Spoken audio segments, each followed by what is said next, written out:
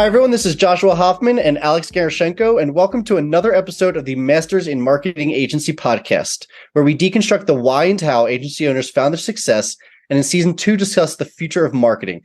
Today, I have Jack Monson, the CEO of Brand J, a marketing agency that creates breakthroughs in sales results, generates cost-effective franchise campaigns, and builds some of the highest performing franchise recruitment websites in the industry. Welcome, Jack. Thank you for having me. Hey, Josh. Hey, Alex. How are you? And I got to say, just to continue the conversation we had right before this about cursing on a podcast, we didn't say your name and then ask. So that was an option that we put up there. So, right. I've got Carlin's 7 words you can't say on radio ready to go. We were right before, just for all the listeners, we were talking about, I guess you're allowed to curse a little bit more on TV now, and we allow cursing here, but it rarely happens. So where I do want to start is something I found in your Instagram, where you wrote you're a collector of odd friends, which obviously naturally piqued my interest. So what does that mean to you? You know, I enjoy people who are outliers, who are a little bit outside of the norm, who bring something different to the dinner party than everyone else. And I think that kind of goes into my agency life as well. We work with a lot of clients who are, as we refer to them, franchise freaks, because they're brands that maybe somebody else couldn't quite get something going with. You know, we're all kind of like shelter dogs at some point where somebody else gave up on it, and somebody from our team came along and said, "I think we could do something with that guy." So yeah, I like to have very different people in my life. People talk about diversity in the workplace and in your work and everything. I like diversity in my friend group. I like that. I think, especially if you're starting a new company, speaking of, just going off of that diversity thing that you said, I've always thought that it's very important, not just to be, diverse in looks and gender and all that kind of stuff, but more importantly, diversity in thought. I think when you get too many people that are saying the same thing, you're not getting all the opinions and you're not choosing the best one. I think but it leads to a lot more, hopefully, polite conversation and thoughtful conversation, but it does lead to more conflict because you do have people with differing ideas on what this brand should be or what our clients should do with their marketing spend, or, what are the best channels for them for 2024. So having some of that conversation is way better than all of us just saying, yep, we're going to do everything the way we've always done it because that's what worked 5 years ago. I'm here to say that what worked 5 years ago will not work next year. It just won't. Nothing. That's great. It sparks creativity when someone comes in kind of out of left field for something that's natural to them, but you've never considered because it's not part of your world. And it's, I think that's where some of the best ideas come from. Probably all best ideas come from that. You take someone, we have this a lot. You take someone where they're, let's say, just a pure creative, but not much in the analytical space. And they say something to someone who's analytical and has logic and process. And that sparks something new because they're able to put some kind of grounding or make connections to what this maybe outlandish idea could be. Yeah. And I love what you guys are doing with agency CEOs and founders and owners, because I think that's where this happens, right? If you're working for a huge corporation and you're in a team of 20 other people who are also creatives, or if you're in a team of 20 other people who are also salespeople, right? Or 20 other people who are also accountants, you're not going to learn not just new skills, but new ways of looking at things, right? Getting the creatives to think about the business end of helping a client, and getting the salespeople on the creative end of, this is why this is working better for a client, as opposed to that creative over there or that copy or something like that. So I think when you have a small group that's very diverse, people grow much faster. They grow their skill set, they grow their interests. They might think, maybe I'd like to get on a marketing or sales team someday, right? Or maybe I would like to try my hand at creating some content, right? If it's a salesperson. By the way, the best thing any salesperson can do is create their own content, right? Don't have your company do it. Don't have your agency do it. Write your own blog, do your own podcast, make your own Instagram reels, make your own TikTok videos, whatever. Like, get out there and create some stuff. You're going to see what your clients need to do. You're going to see what your teammates are doing all day. And I think that's real growth for people working at an agency, is trying lots of different things and not just being in the account managers meeting, right? Or the marketing meeting, or the content meeting, but like, get everybody involved in lots of different things and see where they grow. Are you saying that from a purely development standpoint for the salesperson, or also in terms of potentially how their message will be received? I think a little bit of both, but it's an interesting point of how their message is received. I think in the marketing agency world, in lots of industries, we've got a lot of people who are, the analogy I always use is selling cars, but they don't know how to drive, right? And if you're going to be out there promoting a marketing agency and promoting these clients, you might want to know how a website works fundamentally, right? You might want to know what it's like to come up with a 600-word blog, right? You might want to show yourself on some videos. Your clients are going to love that, right? They're actually going to look at you and see that you've got some street cred, right? That you actually have done some of this before. So I think the days of, that's the sales team over there, and this is the creative team over there, and the accountants are in some other building, we hope. No, I'm kidding. But I think those days are gone. Everybody's got to be involved to some extent.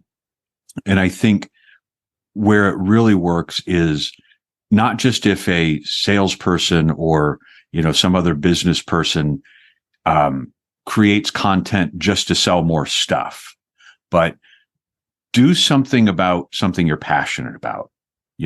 Maybe you're really into music, or Josh, I would assume you're into bicycling, right? Or it's some sort of art or something like that. Like do something content creative wise that you can really get into. And I think that will help develop that person. It will also show everybody that they're in business with that they know what they're talking about when it comes to, here's some content you might want to consider.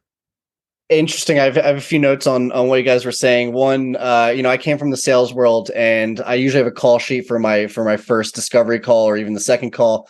And I used to just sometimes be lazy and be like, someone else, can you kind of create this for me? And then I'll use it. And you realize you get to that, especially the first 10 times you're using it, and you're realizing, oh, there's so many things that aren't in here. And you just have to go back to yourself and say, well, I guess I could have done this from the beginning. And the similar, that's me being very in tuned with the sales process, but also our website. We had a website where, we thought we knew what we wanted to put on the website, but based on what I was hearing from people that I was speaking to, I knew that our website was off. And that's, some silly sales guy getting involved in the website design process, which is kind of bringing those two together. And then I think it was Steve Jobs. I used to be obsessed with him, and he was, all about ending silos in the company. So he saw, I'm just repeating exactly what you said. He said, why is the marketing team in a different room than the development team? Obviously they should be all talking together. And you see like videos of these, of old videos of him in the room, and it's all the people, when the company was like 15 people, but they're all together and they're all sharing, oh, I'm a marketing person, but let me give this opinion on accounting. Sure, the accountant still has the final decision, but here's another opinion. And how many books and everything have we seen about failure and disagreeing properly? But at the end of the day, it's easier said than done. It's not easy to disagree properly with each other, right? Like at its base, you are disagreeing. You are not on the same page. So building structure around that, I think, is really important. And then the last thing I would say on this is, and feel free to add to it, but my Myers-Briggs is the debater. It's ENTP. And it was actually really nice reading it for the first time, because I've always argued with people my entire life. And I didn't really know why. And it just was me. And sometimes it would be upsetting to me.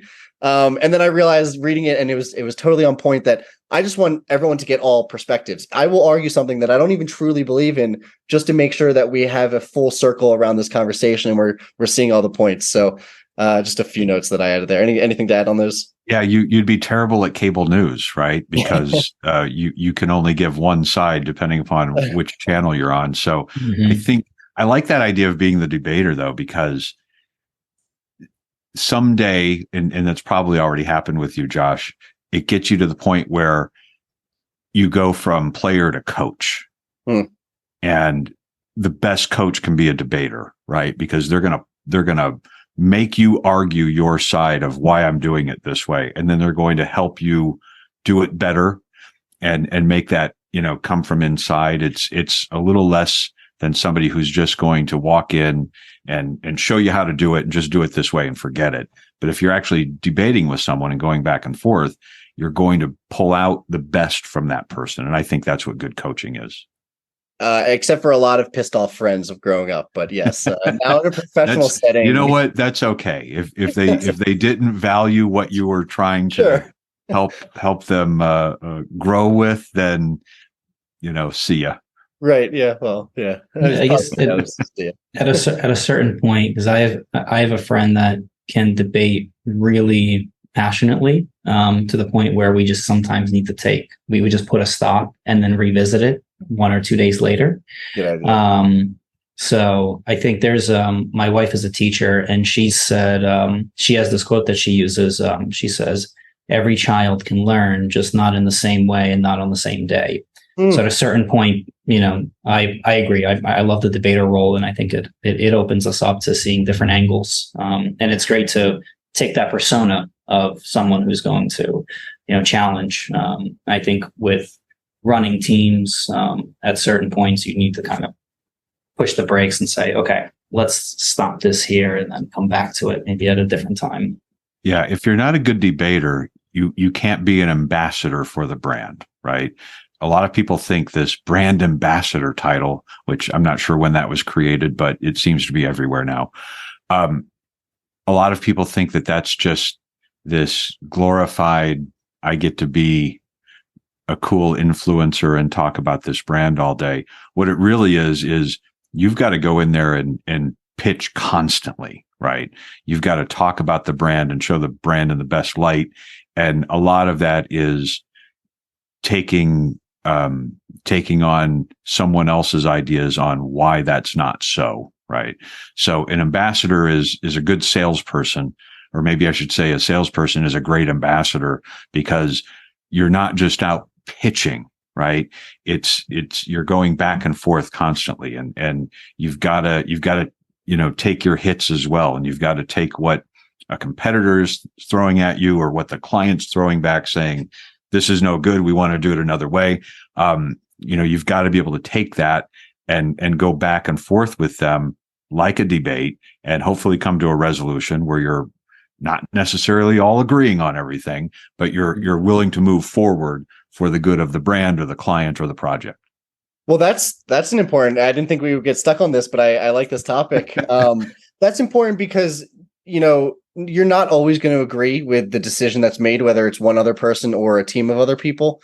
But I think and I'm speaking from a very personal thing right now. I think you hire the person to be in that position. So at the end of the day, whoever's in that position should be able to make the final decision, and you should go along with that. It's when there's some kind of wrinkle in that process that things usually start to go downhill. So no, I think that's really important. Before getting into Brand J, I actually want to go back to your first job, which was music director at a radio station. And if anyone can't hear already, you just have like an incredible radio voice. Oh, you're my new best friend. Thank you. And you also host podcasts, which we'll get to in a second, hopefully. But did you always want to be in radio? And did that job actually teach you anything about marketing? It taught me everything about marketing, because you're dealing with mass audiences, and you get a tiny little bit of feedback, right? You're broadcasting to hundreds of thousands of people at times, in some cases, millions of people, and they're receiving your message about your radio station, your advertisers, the bands you're playing, right? They're receiving all of your information. And you get this tiny glimpse every once in a while about what that audience actually thinks and cares about, right? Maybe it's, back in the old days of the 90s, this was, someone calling into the radio station, or then it moved into maybe some social media interaction, or talking to listeners at live events. If you're in radio, especially rock radio back in the old days, you would do a lot of events at rock concerts before and after, or at bars or places like that, right?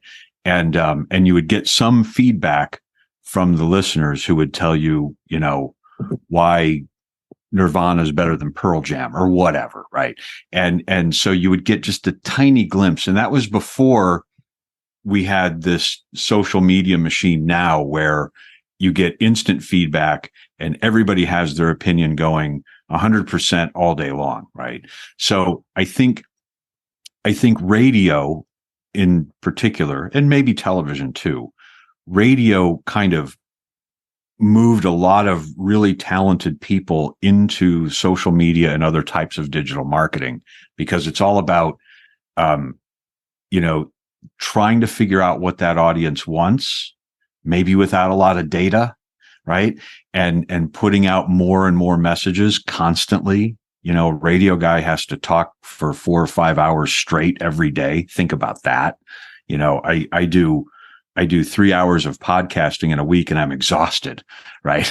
I used to do 5 hours a day. But think about that. You have to put out a lot of stuff with a little bit of feedback, change those messages quickly, right? Just like with digital marketing now.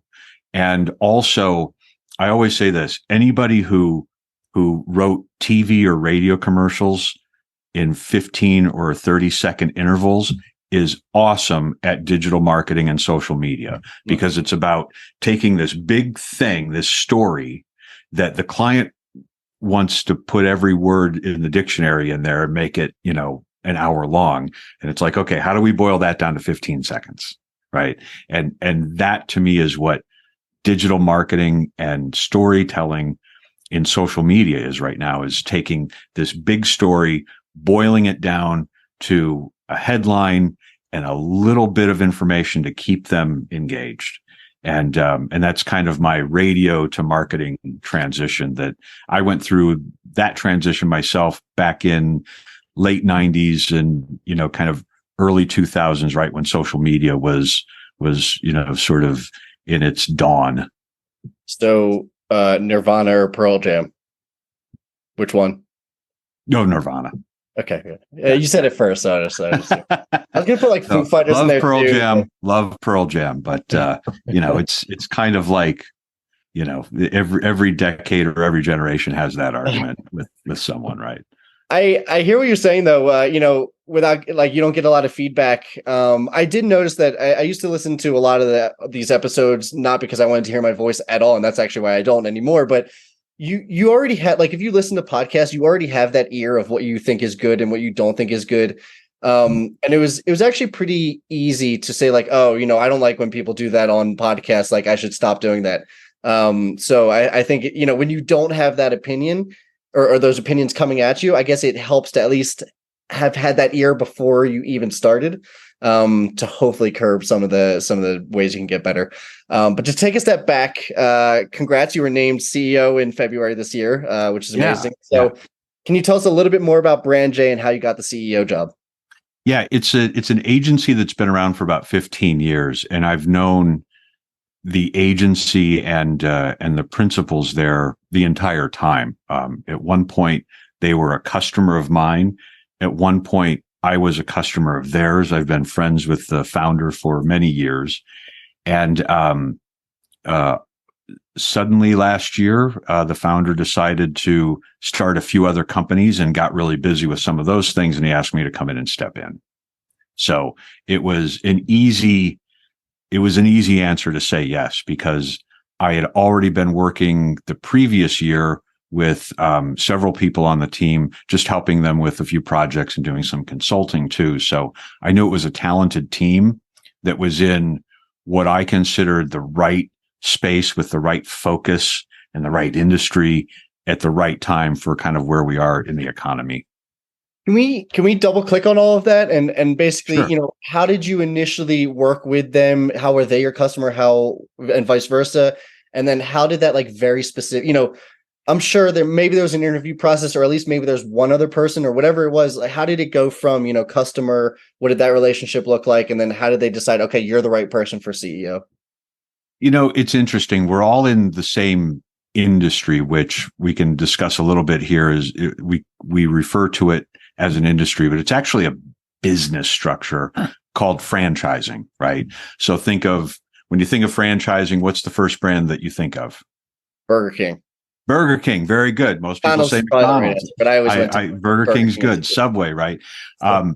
So there's a lot of brands out there that are franchises, and part of franchise marketing is not just marketing these really big restaurant chains and serving all of their locations and customers and trying to get more people to come in to buy a burger, but it's also marketing that brand to new people who might be interested in opening up their own restaurant and getting that message out and sharing those opportunities. And it's not just McDonald's and Burger King.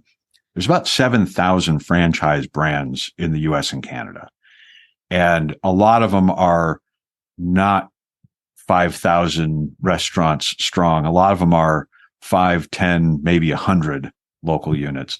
And a lot of franchise marketing that we do at Brand J and that I've done for many years is finding new people that would be interested in becoming a business owner and partnering with, whether it's Burger King or some small startup, and partnering with them and owning their own business under this brand, right?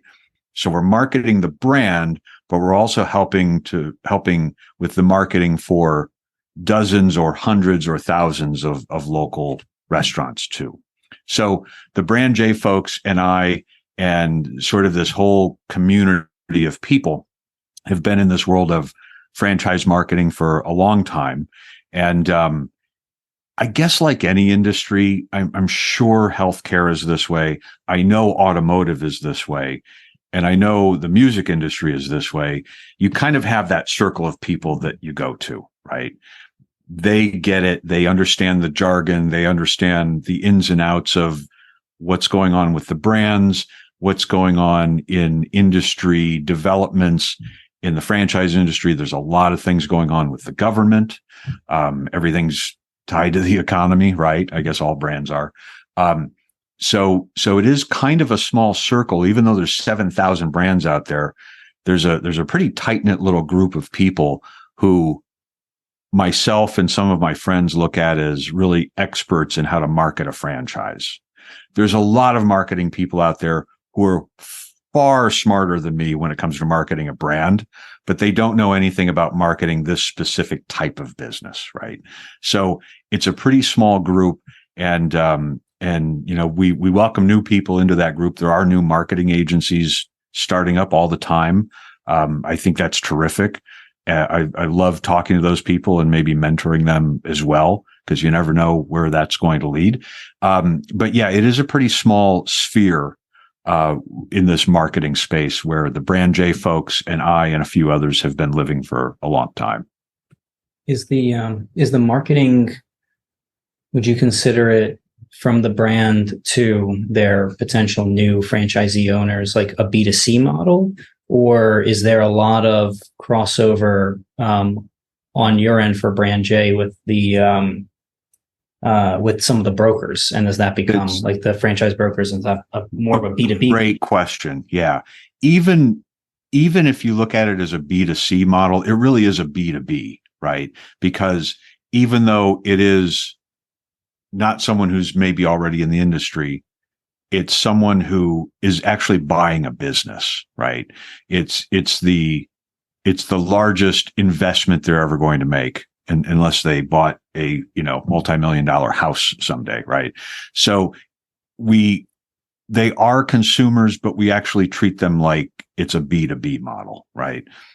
They're looking at lots of options. No one just says, you know, I think I'd like to buy a Taco John's restaurant, right? No one just suddenly one day says, I want to do that. They're looking at lots of options. Should I buy Taco Bell? Should I buy Taco John's? Should I buy Velvet Taco? Should I buy Rusty Taco? Should I buy, whatever new taco place pops up next month, right? Do I want to buy a legacy brand and invest in something that is already world renowned and has a lot of marketing support and brand equity out there? Or do I invest in one of my favorite new brands? I'll mention them here. Barrio Queen. They're out of Arizona. They've got 5 or 6 locations now, and they just started franchising. So you're going to see them pop up in other cities. It is the best damn Mexican food I've ever had in my life. It is so, so good. What's it called again? Barrio Queen. Yeah. They're based in Phoenix. I can't wait till someone opens one up here in Chicago, because they're going to have a loyal customer on day one. But that's a big decision for someone to make. Do I go with a legacy brand? Do I go with something that is a little bit more expensive and it's going to be a huge build out? Or do I get something that's a little easier to start, like a small taco stand, or maybe it's a food truck, right? Like, I think that's the interesting part to me, that all of the people out there who are interested in owning their own business, they all have different reasons for wanting to do so. They all have different, sort of levels of investment. They all have different backgrounds. Nobody grows up saying, someday I'm going to invest in a taco franchise, right? Most people are coming from another part of their life, and they're like, now I want to own my own thing. And I think that's where this entire industry has really skyrocketed in the past few years, because so many people don't want to work for, Microsoft, General Electric, whatever healthcare company, whoever. They don't want to do that anymore. They would love to own their own restaurant or coffee shop or spa, right? Or there's lots of different types of businesses that someone can own now. Especially if yeah. I was going to say, especially if it includes food and free massages and everything. So that was a good comment. All you, Alex. In terms of the buyer's journey or the business's journey, where in the journey are you usually marketing to them? I would imagine it's after they've made the decision, I want to own something, but then what else do they have to do essentially to get on your radar? It can be both. We really see 2 different types of buyers out there for buying a business. There are the traditional ones who are sort of serial entrepreneurs, right? We see a lot of those folks. And I started my first business when I was 17 years old. And then I started this other thing when I was 25. And those people, Alex, you mentioned business brokers or franchise brokers. Those people are on their radar pretty well, right? They're the people who go to trade shows and expos and things like that. They're the people who fill out forms when they see something interesting that they want to get more information on. So that's kind of a traditional buyer.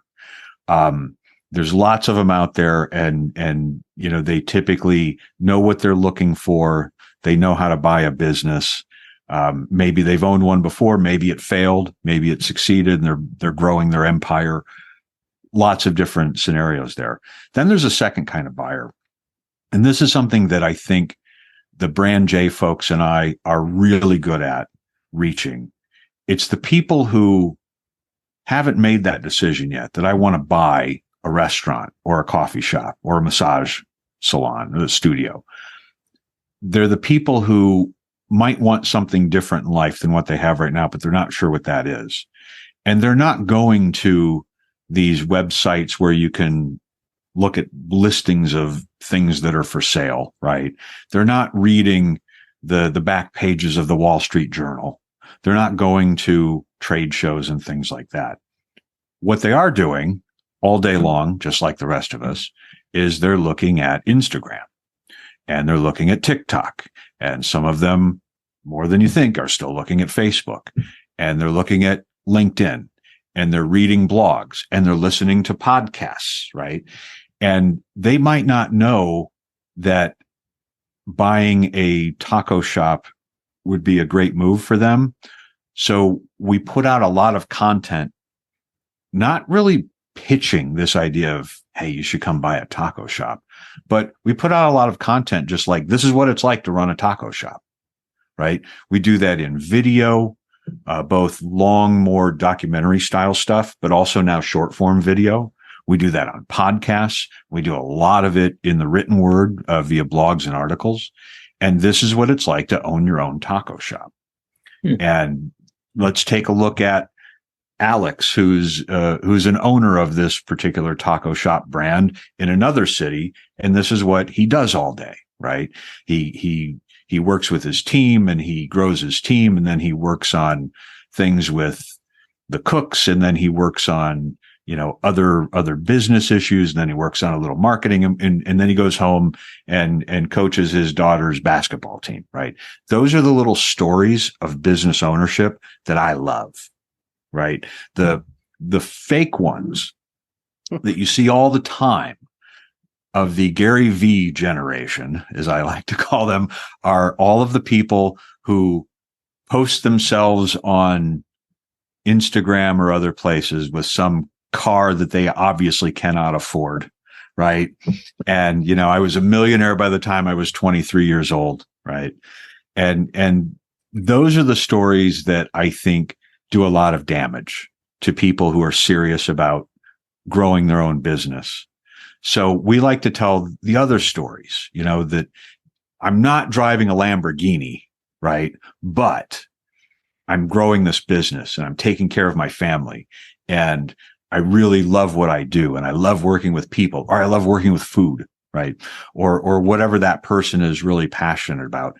Telling those stories, that's how you share content about brands, about business ownership, and about, doing things a little differently than just going to your cubicle job every day.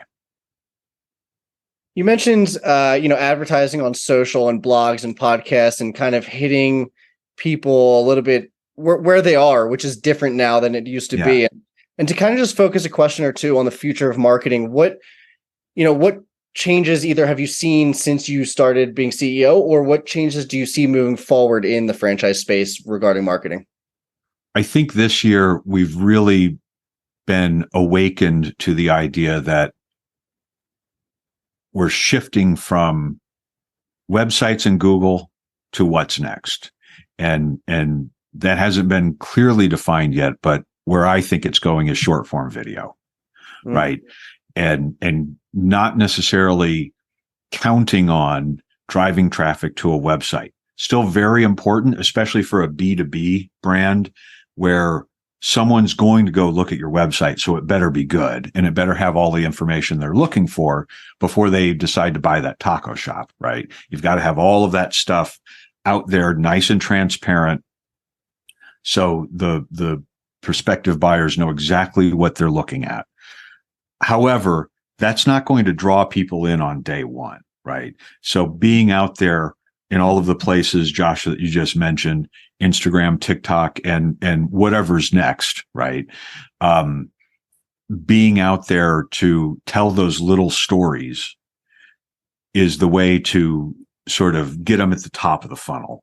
And then the website and other types of content are really for further down in the funnel while they're doing the research and maybe choosing between brand A and brand B. But yeah, I think this year has been a real eye opener in that the way brands have been doing this for 10, 15, maybe longer years, those days are done. We've seen a huge shift in the way people are looking at businesses and business ownership. And a lot of that had to do with the pandemic, right? There's a huge group of people who I think 10 years from now, when you interview them, what made you want to own your own businesses or start your first pizza restaurant that now you have 15 pizza restaurants? And their answer is going to be the pandemic, right? I was working for, a company incorporated, and I got laid off a few years ago, and then I got this job, and then the pandemic hit. I got laid off again, and I'm tired of getting laid off. I'm tired of getting my future decided by somebody else's spreadsheet, right? Mm-hmm.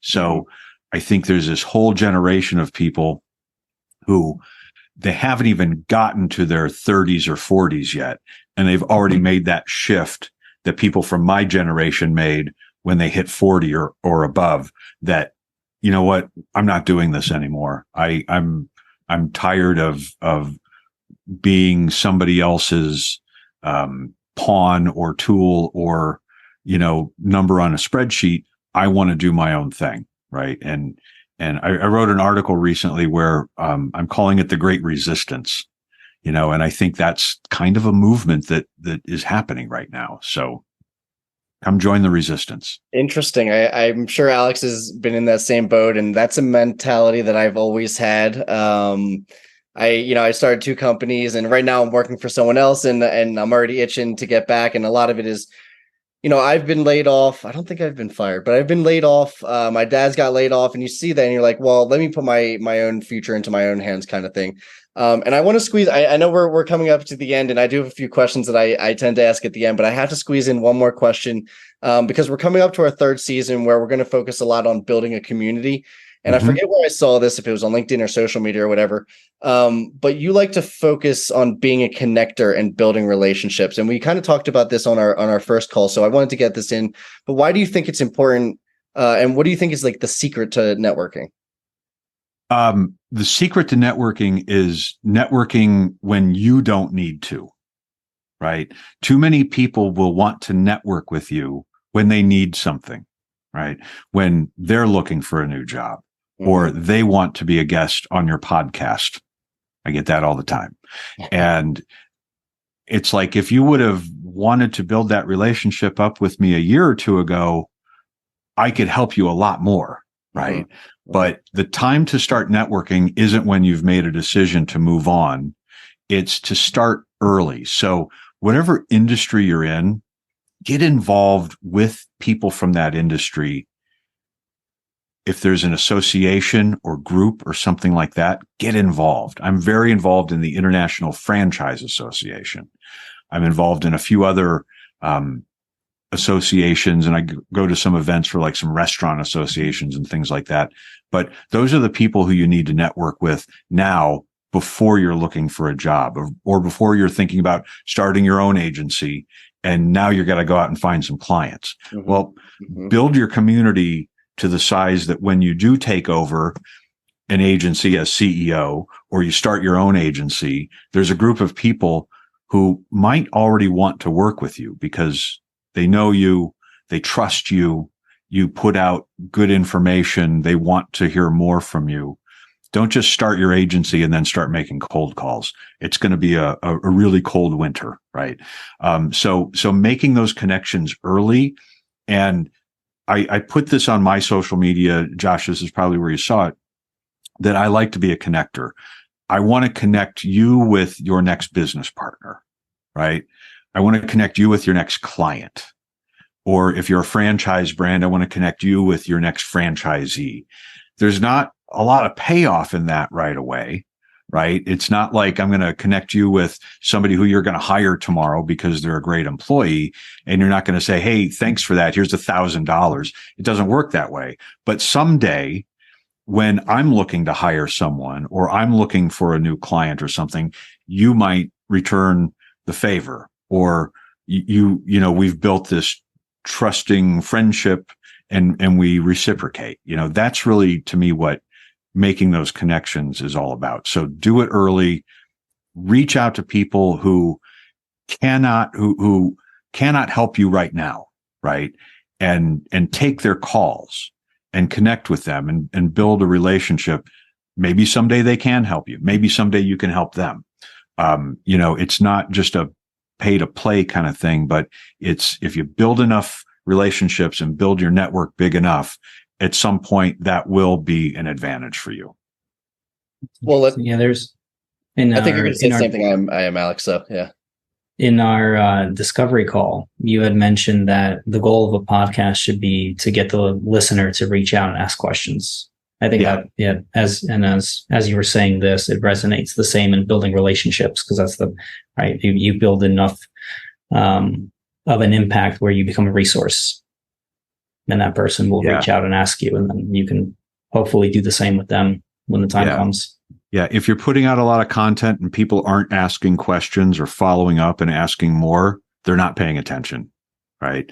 If all of your comments are great article, thanks, right? Cool, awesome, right?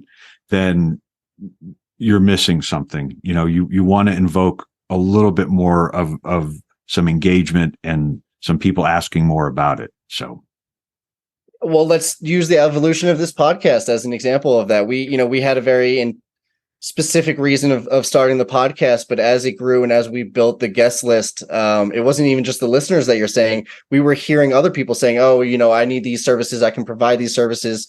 And we kind of put those notes and thoughts together and said, oh, can we actually start? And that's where the community came from. It was not the initial intention of the podcast, but we said, now we have this nice group of marketing agency owners.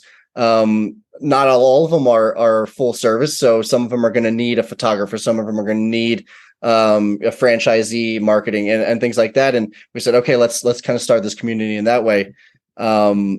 So even in my mind, like I am debating starting a sales agency, and just to go exactly what you just said, right? Like, sure, I'm sure I'll do cold outreach at some point, but I have this group of people that I've already talked to. They're warm. They've been on the podcast. It doesn't even have to be a sale. It's more of like, hey, this is what I'm doing. If there's any interest in your need, reach back out to me. And at the end of the day, this is only going to be a company if there's actually a need. So I think that was really, really interesting. To jump into a few questions I tend to ask at the end, I might need to skip a few of these, but we will see. If you had to teach something to other marketers, what would it be? If I had to teach, I think I would like to teach more people about podcasting. I know that's kind of an easy answer, but there's a lot of people out there who are starting podcasts, and I think that's terrific. Start a podcast, please. The community's still growing. The industry's still growing. There's still more need for more good content. But I think there are some sort of basic do's and don'ts. And this isn't because I'm so smart. It's because I've made a lot of mistakes, right?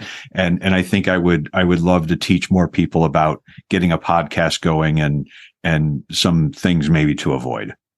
Perfect. How can you work with other marketing agencies, and what services can you partner with other agencies? That's a great question. There are so many things that we don't do, and there are so many things that we do that they don't do. And I think that's kind of the place to start. I've partnered with a couple of PR firms recently, and we're just kind of getting things going there because we don't really do public relations. Or media relations. We don't bang out phone calls to journalists. Don't do that whatsoever. But there's a need for that, especially even in some B2B situations. So instead of me saying, hey, let's start a PR agency arm and hire people and take 2 years to get that up and running. Right. I'd rather just partner with somebody. And same with some creative services that maybe they do that we don't do, or vice versa. Perfect. And by the way, our plan is to use that little clip for this community. So if anyone needs services or vice versa, cool. Love that's that. really kind of why we're asking that question. Another Alex question. Alex. On the flip side of that, what do other agencies tend to reach out to you for that usually they don't do? Oh, that's really good. Even in the franchising space, there's a lot of agencies that I know and love who do a lot of consumer marketing. We're really focused on developing new franchises, sort of that B2B sale. So there is some connecting that can happen there between a client that needs some help on the consumer side that I might say, you know what, these guys over here would be a better fit for you. And then they might say, oh, you're trying to sell and develop more franchise systems. You might want to talk to Jack instead of us. So that's it. So that's not necessarily a skill set thing, but just where are we focused, right? And because I think biggest thing that some agencies get wrong is they're not focused on doing 1, 2, 3, or 4 things really well. They're trying to do 75 things, and nobody does 75 things well, right? So find the things that you're really good at, focus on that, and then maybe partner up with some other agencies to help with the other things. The analogy I've used in the past on this show is usually when you walk into a restaurant and there's a huge menu, it usually means all the food isn't going to be great. However, right. When you see a menu with not a lot of items, it usually means everything on there is going to be spectacular. So, right, 100%. A couple more questions. Are you guys looking to hire any positions right now? Yeah, we're kind of reassessing what we need in a few specific areas, including the short form video and the personal branding stuff that we do, which is all pretty much video based. Maybe some more people who could help us with podcasting.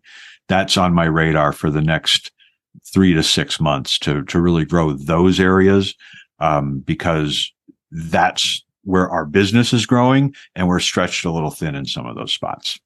We have a connection for you on that side. Then happy to make awesome. it. Awesome. Would love to talk to them. And just to say their name, Podcast Chef does our production, and they're amazing. So I had to get awesome. Their name. Can't just say it to you after. I had to get it. Last question: any books, podcasts, or newsletter recommendations? It can be a marketing business, doesn't have to be. Oh wow.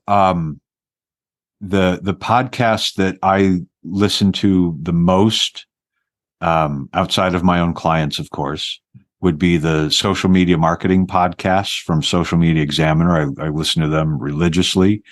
And then, I think that's the majority of it. I don't read a lot of business books.